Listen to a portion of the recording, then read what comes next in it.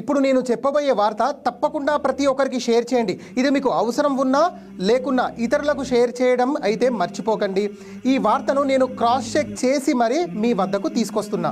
హైదరాబాద్ పంజాగుట్టలోని నీమ్స్ హాస్పిటల్లో వారం రోజుల పాటు చిన్నపిల్లలకు ఉచితంగా గుండె ఆపరేషన్లు చేయనున్నారు.